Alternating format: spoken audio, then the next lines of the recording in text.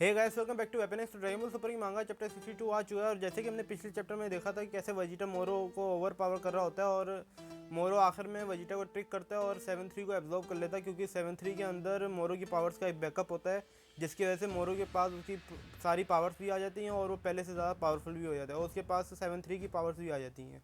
और फिर बाद में वो वेजिटा को हरा देता है और सारे जी फाइटर मोरो से फाइट करने के लिए तैयार होते हैं। और अब देखते हैं कि इस चैप्टर में क्या होता है। तो चैप्टर का नाम है एज ऑफ डिफीट। हम चैप्टर के फर्स्ट पेज पे देख सकते हैं कैसे सारे जी फाइटर मोरो से फाइट करने के लिए बिल्कुल तैयार खड़े होते हैं। और फिर पिकोलो कहता है कि 7-3 की पावर्स ही तुम्हारी पावर्स के साथ कंबाइन हो गई हैं। तो मोरो कहता है कि हाँ बिल्कुल। तो फिर गोकू बड़े गुस्से से कहता है कि ये शख्स एक के बाद एक कुछ ना कुछ तो कर ही जा रहा है। और फिर हम देखते हैं पीछे से वेजिटा गुस्से से निकलता है और सब ये देख के हैरान हो जाते हैं, लेकिन मोरो को इससे कुछ फ़र्क नहीं पड़ा होता। और फिर वेजिटा बड़े गुस्से से कहता है कि अच्छा तो ये बात है, मैं तुम्हें एक बार फिर से चीर के रख दूंगा। तो फिर वेजिटा फुल स्पीड से मोरो की तरफ जा रहा होता है और उसे पंच मारने की कोशिश करता है, नहीं मोरो उसे बड़े आराम से डॉज कर लेता है। और फिर वेजिटा बड़े गुस्से से मोरो की तरफ देख रहा होता है, नहीं मोरो अभी मुस्कुरा रहा होता है। फिर वेजिटा मोरो की तरफ जाता है, उसे एक के बाद एक लात मारने की कोशिश कर रहा होता है, नहीं मोरो बड़े आराम से डॉज कर रहा होता है। और फिर मोरो कहता है कि तुम्हारी ये नई टेक्निक है, उसके लिए तुम्हें मुझे मारना पड़ेगा ना, और मैं वो गलती दोबारा नहीं करने वाला। वेजिटा कहता है कि लानत है। फिर गोहान वेजिटा को बताता है कि इसने बेशक 7-3 को एब्जॉर्ब कर लिया, उसकी एबिलिटीज़ को एब्जॉर्ब कर लिया, नहीं रूल ये कहता है कि वो सिर्फ आधे घंटे तक ही रहेंगी। और फिर पिकलो कहता है कि हाँ बिल्कुल सही कहा, ये वापस अपनी पुरानी स्ट्रेंथ में आ जाएगा जब टाइम खत्म हो जाएगा। और अगर आपको यहाँ पे ये बात समझ नहीं आ रही कि ये दोनों क्या बात कर रहे हैं, तो मैं आपको बता देता हूँ कि 7-3 के पास ये एबिलिटी थी कि वो किसी की एबिलिटीज़ कॉपी कर सकता था और उन्हें बस आधे घंटे तक ही यूज़ कर सकता था।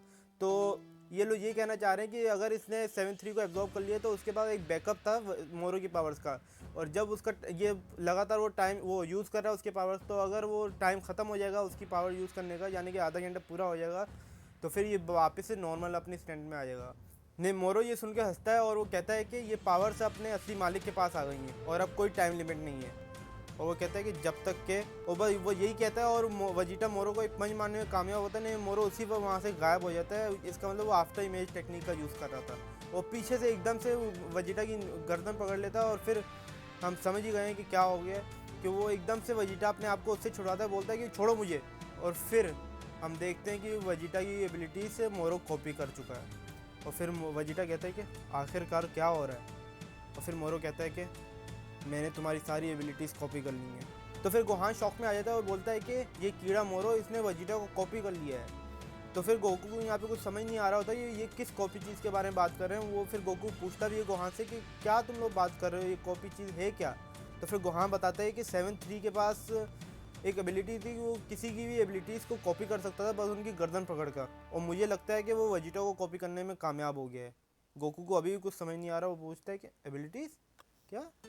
और फिर हम देखते हैं कि मोरो एक पंच वेजिटा को मारता है, वेजिटा इससे दूर जाके गिर रहा होता है, और फिर वापस से वो एक पंच वेजिटा को मारता है और फिर अपने सर वेजिटा के मुंह पे जाके मारता है, और फिर वेजिटा डायरेक्ट नीचे जाके गिरता है और ख़ुद को संभालता है। और हमें दिखता है कि वेजिटा की यहाँ पे हालत बहुत बुरी हुई है, क्योंकि उसे सही करके कुट पड़ी है अभी।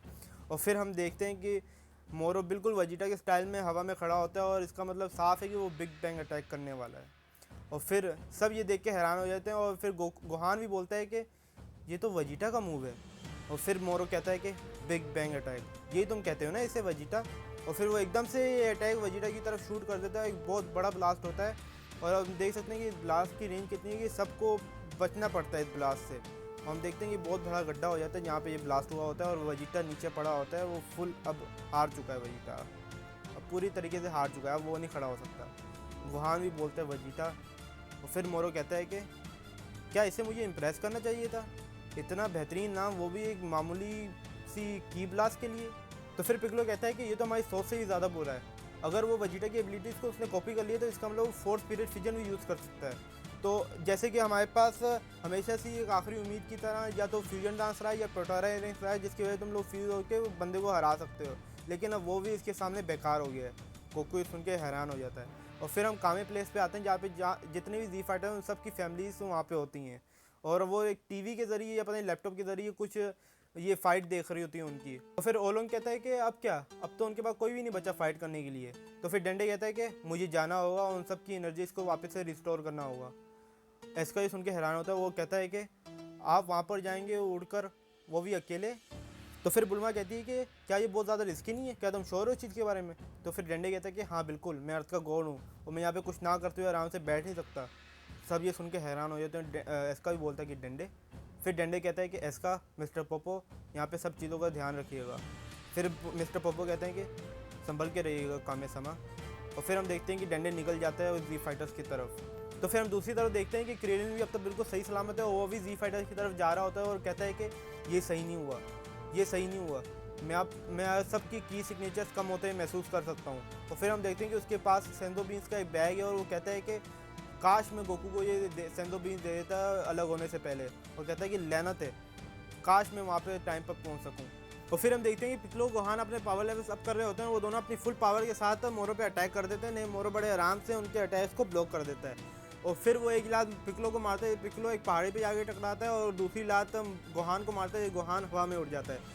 और फिर वो एक के बाद एक की ब्लास्ट गोहान की तरफ शूट करता है। नहीं, गोहान एक शील्ड बना के उसके अटैक्स को ब्लॉक करने की कोशिश कर रहा होता है।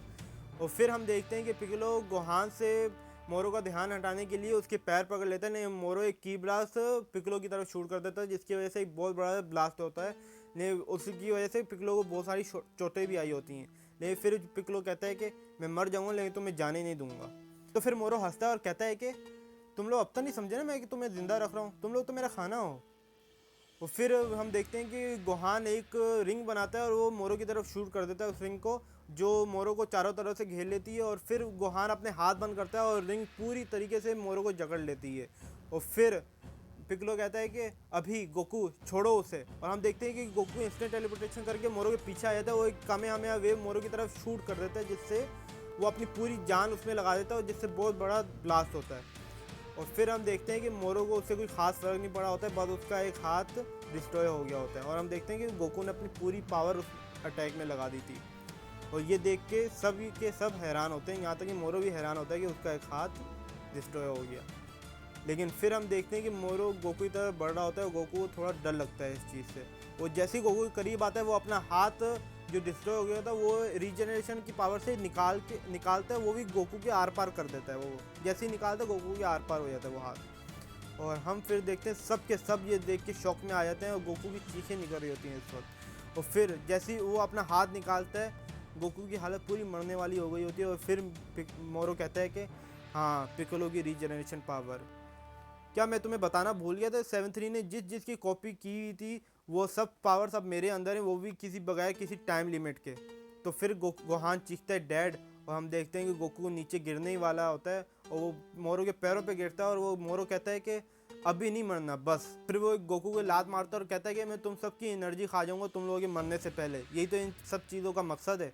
और फिर हम देखते हैं कि गोहान को फुल गुस्सा आ रहा होता है और वो फिर एकदम से मोरो की तरह अटैक कर देता है। एक मुक्का उसके सर पे मारता है, दूसरी एक लात मारता है और फिर एक के बाद एक अटैक वो मोरो को मारा होता है। नहीं, मोरो को उससे कुछ खास फर्क नहीं पड़ रहा होता। नहीं, मोरो बस एक पंच मारता है और गोहान की हालत वहीं पे बुरी हो जाती है और वो गोहान दूर जाके गिरता है उससे। तो फिर मोरो कहता है कि अच्छा, तो सेंस को एक पावर बूस्ट मिलता है जब उन्हें गुस्सा आता है, लेकिन अभी भी तुम्हें बहुत मेहनत करनी पड़ेगी हमारे बीच का डिफरेंस कंप्लीट करने के लिए। तो फिर पिक्लो को बड़ा गुस्सा आ रहा था, वो कहता है कि तुम्हारी। तो फिर पिक्लो को टेलीपैड के जरिए कोई उसे बुला रहा होता है और फिर हम देखते हैं कि डेंडे बोलता है कि मैं तुम लोगों की तरफ आ रहा हूँ। फिर पिक्लो कहता है कि डेंडे क्या ये तुम हो? डेंडे कहता है कि हाँ, और मैं कुछ तो नहीं कर सकता लेकिन तुम सबकी एनर्जी तो पहले की तरह रिस्टोर कर सकता हूँ।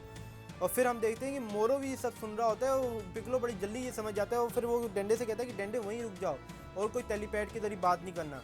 और फिर वो एकदम से मोरो की तरफ देखता है और फिर हम देखते हैं कि मोरो ने गोहान को छोड़ दिया है। तो फिर मोरो कहता है कि अच्छा, तो नेमेकियंस के पास ये एबिलिटी भी है। तो फिर पिक्लो कहता है कि लानत है, दूर और डेंडे, वो हमारी बातें सुन रहा था। फिर जैको ये सुन के थोड़ा हैरान होता है और कहता है कि सुन रहा था डेंडे। और हम देखते हैं कि गोहान की हालत बहुत ज़्यादा बुरी हुई है। और फिर मोरो कहता है कि उसने यही कहा ना, रिस्टोरिंग एनर्जी, इसका मतलब कोई ऐसे एबिलिटीज़ वाला नेमेकियन हमारी तरफ आ रहा है। तो फिर पिक्लो कहता है कि लानत है तुम पर। और फिर मोरो कहता है कि ऐसा कोई बीइंग हमारे लिए कोई प्रॉब्लम क्रिएट तो नहीं कर सकता लेकिन फिर भी। और वो एक की ब्लास्ट ऊपर शूट करता है और वो की ब्लास्ट पूरी चारों तरफ एक बहुत बड़ा बैरियर बना देता है। और फिर मोरो कहता है कि ये बैरियर कोई भी किसी भी बिन बुलाए मेहमान को दूर रखेगा हमसे और तुम भी इससे बाहर नहीं जा सकते। और फिर पिक्लो को और गुस्सा आ रहा था, उसी वक्त डंडे वहाँ पे पहुँच जाता है। वो कहता है कि आखिरकार ये क्या है। और हम देखते हैं कि क्रिलिन बिल्कुल पास पहुँच गया है उनकी फ़ाइट के और वो ये बैरियर देख के हैरान होता है और कहता है कि अरे यार, अब इस बार ये क्या हो गया है। और फिर हम देखते हैं कि मोरो एकदम से पिकलो और जैको के ऊपर हमला कर देता है, वो दोनों ही बहुत दूर जाके गिरते हैं और फिर पीछे से एंड्रॉइड 17 और 18 भी मोरो के ऊपर हमला करने की कोशिश करते हैं, लेकिन मोरो अपनी उंगलियों से ही बस 2 कीबला छोड़ता है और वो दूर जाके गिरते हैं उससे एंड्रॉइड 17 और 18। तो फिर हम देखते हैं कि पिकलो जैसे तैसे खड़ा होता है और वो कहता है कि माफ़ करना जैको, हमने तुम्हें ज़बरदस्ती अर्थ के बैटल में घुसेड़ दिया। जैको कहता है कि छोड़ो भी यार, मोरो एक भगोड़ा था और वैसे भी अर्थ मेरे अंडर आती है, तो अगर ये प्लेनेट तबाह हुआ तो इसके साथ मेरी ड्यूटी है कि मैं भी तबाह हो जाऊँ। तो फिर पिकलो कहता है कि अच्छा तो ये बात है, तो मुझे कोई इसके लिए बुरा नहीं लगेगा। जैको सुन के थोड़ा हैरान होता है और हम देखते हैं कि पिकलो अपनी फुल पावर यूज़ करके कोई अटैक करने की कोशिश कर रहा होता है और फिर जैको कहता है कि आखिरकार दोस्त तुम कर क्या रहे हो। तो फिर पिकलो कहता है कि ये बैरियर ब्लेसिंग की तरह है और जितना ही बड़ा डिस्ट्रक्शन होगा इसके बाहर नहीं जा सकता, और जब मैं अपना काम पूरा कर लूँगा तो यहाँ पे कुछ भी नहीं बचेगा। तो जैको ये सुन के हक्का बक्का हो जाता है, वो कहता है कि खुद को तबाह कर रहे हो तुम, एक मिनट रुको, मैंने तो खुद अपनी आखिरी दुआ भी नहीं की है अब तक। तो फिर हम देखते हैं कि स्पेशल बीम कैनन पिकलो की तरफ आता है। पिकलो ये देख के शॉक में हो जाता है और स्पेशल बीम कैनन उसकी चेस्ट के आर पार चला जाता है और एक पिकलो वहीं पे गिर जाता है। जैको ही चीखता है पिकलो और फिर मोरो कहता है कि अब कोई बकवास नहीं तुम्हारी तरफ से, अब वहीं पे पड़े रहो। और जैको को भी थोड़ा गुस्सा आ रहा होता है। फिर मोरो कहता है कि अब सिर्फ तुम बचे हो आखिरी गैलेक्टिक पेट्रोल। और हम देखते हैं कि सारे जी फाइटर्स नीचे पड़े हुए हैं बेहोशी की हालत में, उनकी हालत सही बुरी हुई है। गोकू तो पूरा मरने वाला हुआ है, पिकलो भी मरने वाला हुआ है और जैको को गुस्सा आ रहा होता है अभी। तो फिर हम डेंडे को बाहर खड़ा देखते हैं बैरियर के और वो कह रहा होता है कि ये तो कितना ज़्यादा ही डरावना है और मैं पूरे तरीके से बेकार हूँ, ना मैं इस प्लेनेट को बचा सकता हूँ ना ही मैं किसी की मदद कर सकता हूँ, आखिर किस तरीके का अर्थ का गॉड हूँ मैं। और हम देखते हैं कि उसी वक्त बैरियर खुल जाता है और डेंडे बैरियर के अंदर चले जाता है और परेशान हो जाता है। वो कहता है कि आखिरकार ये बैरियर खुला कैसे। हम देखते हैं कि एंजल जैसा कोई वहाँ पे खड़ा होता है। अब विद इसका मतलब फाइट के अंदर आ गया है और वो कहता है कि ये अभी ख़त्म नहीं हुआ गॉड ऑफ अर्थ। और डेंडे ये उसे देख के हैरान होते, वो कहता है कि ये तो तुम हो। हम दूसरी तरफ देखते हैं कि जैको मोरो की तरफ एक गन खड़ा हुआ होता है और वो कहता है कि वहीं पर रुक जाओ, मैं वॉर्न कर रहा हूँ तुम्हें।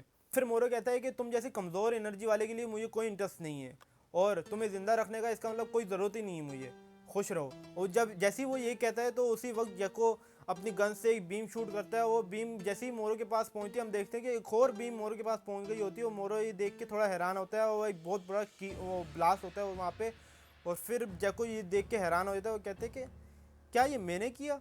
तो हम देखते हैं कि जैसे ही धूल हटती है तो मोरो बिल्कुल सही सलामत खड़ा होता है और वो कहता है कि तुमने अपनी एनर्जी यूज़ की ना उस शॉट में। और हम देखते हैं कि एक और गैलेक्टिक पेट्रोलर जैको के पीछे खड़ा होता है और जैको से देख के हैरान होता है और कहता है कि एजेंट मीरस।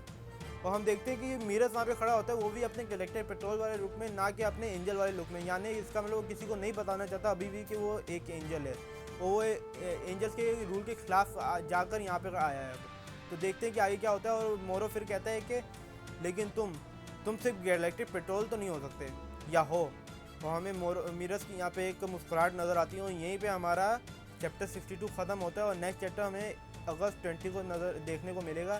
तो अगर आपको ये वीडियो ज़रा सी भी अच्छी लगी हो तो लाइक शेयर और कमेंट कर दें और चैनल को सब्सक्राइब करके बेल आइकन भी दबा दें ताकि जब ये इसका जब चैप्टर आएगा तो आपको उसकी नोटिफिकेशन टाइम पे मिल जाए। तो मैं मिलूँगा आपको अपनी नेक्स्ट वीडियो में, तब तक के लिए बाय।